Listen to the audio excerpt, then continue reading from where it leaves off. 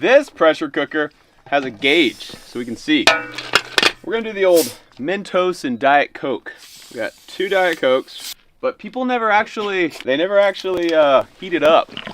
So what happens when you do Mentos and Diet Coke and then heat it up in a pressure cooker and then shoot it with a 50 BMG? Here we go. Are we building pressure? No. Let's add some heat. So this one we don't have to worry about being next to it, because we can see if it's getting pressurized or not, and it's not. Okay, welcome to Disappointment Ranch.